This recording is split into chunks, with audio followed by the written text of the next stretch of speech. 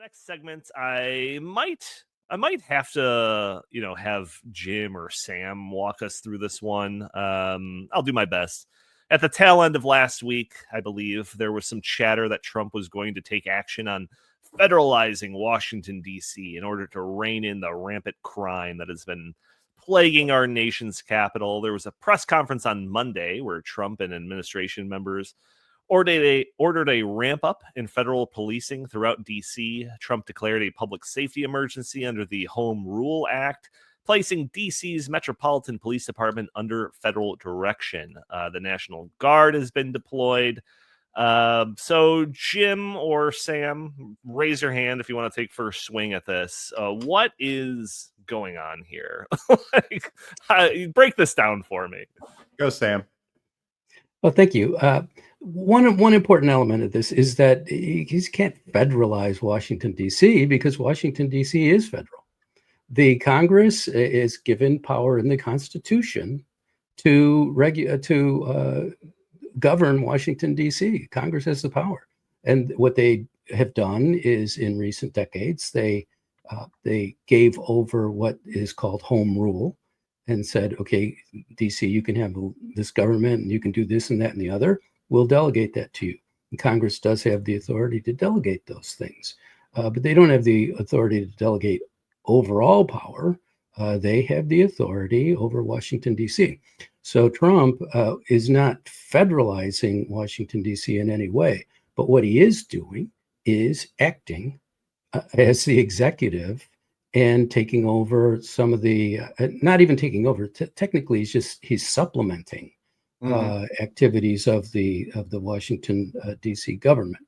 So he's just supplementing, and he's doing the same thing that he tried to do in California and in other states where he's trying to assist governments that are, let's say, less than 100% effective at a variety of things. And in the case of California, he was protecting federal agents, ICE, and so forth. So these are all perfectly valid things for a president to do. Presidents haven't done them because they didn't want to take the heat that they would get for doing these things. And Trump just doesn't give a hang anymore. He's almost 80 years old, and he is who he is. So that's the fun part of it. So, but the reality also is that in terms of what they're doing, they're out there looking to make sure that the people in Washington, D.C. know that there's a police presence. And I don't think it matters much to people.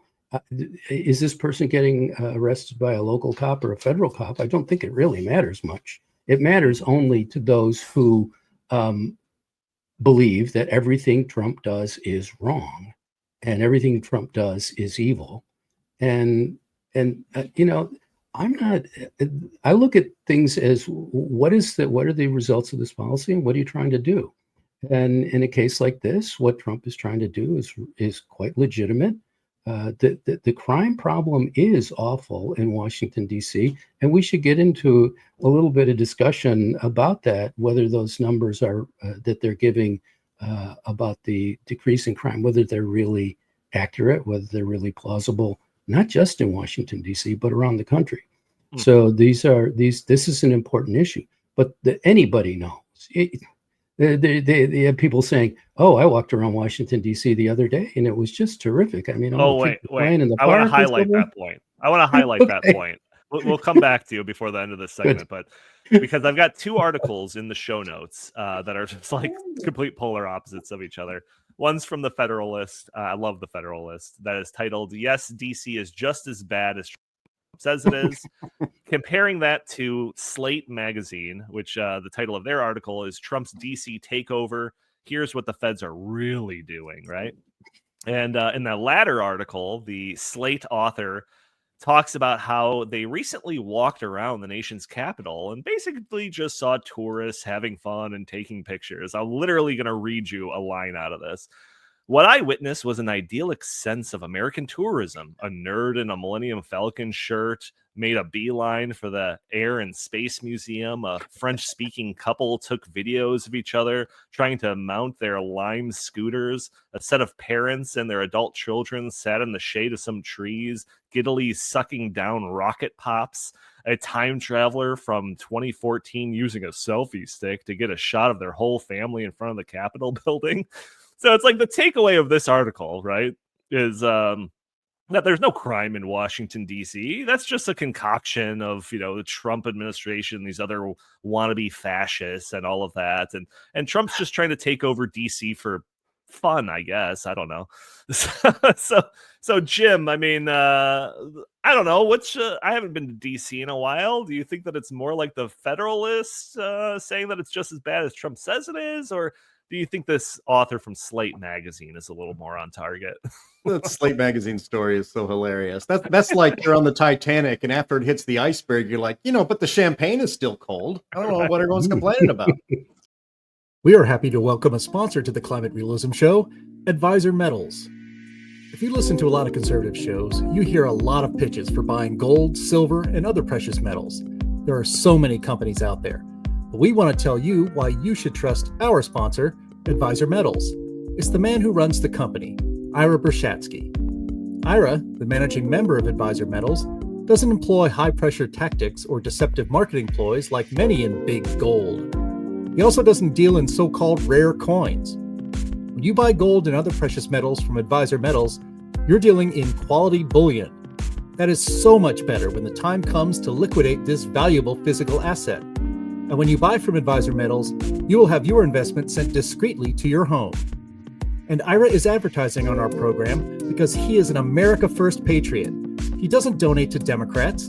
He refuses to work with proxies of the Chinese Communist Party. And he, like us, abhors the machinations and schemes of the World Economic Forum. We are so proud to have him as a sponsor. So, if you want to diversify your investment portfolio or back up your IRA with real physical bullion of precious metals, go to climaterealismshow.com/metals. Leave your information there, and Ira will make the process very easy for you. That's climaterealismshow.com/metals, and be sure to tell them who sent you. That helps us while you're helping yourself. Look, the head of as I mentioned earlier, thank you, Grok, for confirming this for me, that the head of the police union in Washington, D.C. supports what is basically supplemental force to crack down on crime in Washington, D.C. And the Democrats are running around acting like crime is not a problem in D.C. and that this is an overreaction. Look, I lived in Northern Virginia and I worked at the Washington Times. Now, this was 20 years ago, but the Washington Times headquarters, their building is in Northeast D.C., which is not a very nice part of D.C. Again, that was 20 years ago, but I can't imagine it's gotten much better. And what this person is describing, hey, I'm walking around D.C., look, at the Smithsonian, I see a nerd in a Millennium Falcon shirt going into the Air and Space Museum. It's like, well, sure. The tourist areas in D.C. are nice, but outside of the touristy areas, D.C. is a shithole and everybody knows it. When I covered Congress, I used to take the train into Union Station, which is down Capitol Hill. And it's a beautiful historic building. It kind of takes you back in time. You feel like you're 100 years ago and that there should be horse-drawn carriages coming across in the front. In fact, I think the carriage areas were still in existence there. But it started to deteriorate 20 years ago when I used to go there. And now, by all accounts, it's homeless encampments and open drug use. And it's just not great. And, one of the things Donald Trump said on his, when he was on the campaign trail, I remember this, is he's like, we don't have to live this way. With all the crazy stuff that was happening in the country. It's like, we don't have to live like this. And he's saying to Washington, D.C., you don't have to live like this. People should remember where Donald Trump is from, New York City. He was there when Rudy Giuliani turned New York City, which was a complete shithole, into the safest, largest city in the world and made it into a world-class tourist destination. So he knows that this can be done if you have the will to do it. And he's looking around Washington, D.C. and thinks nobody here has the will to do it. So I'll do it because this country deserves a safe and clean capital city. and not just at the Washington Monument, which isn't as clean as you might think it's said sometimes, or at the other memorials, but all through Washington D.C. I'll just say one more thing. Maybe we can move on to the redistricting thing. But I believe it was Mike Lee on X had a whole string of posts that made so much sense.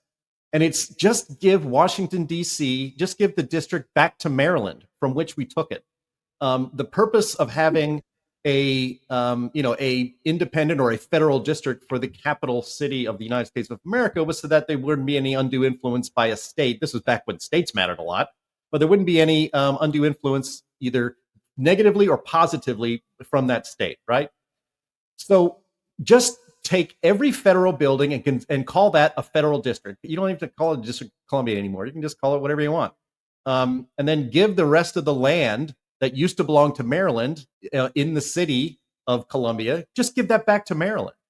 We only need to federalize the parts that the federal government actually owns and occupies. We don't need all of Northeast DC belonging to the district, belonging to the federal government, run by Congress sometimes, home rule other times. Just do that, and all these problems are solved. And then especially if you oppose Donald Trump taking over DC, well, as president, he would just take over the federal buildings, which he has jurisdiction over anyway.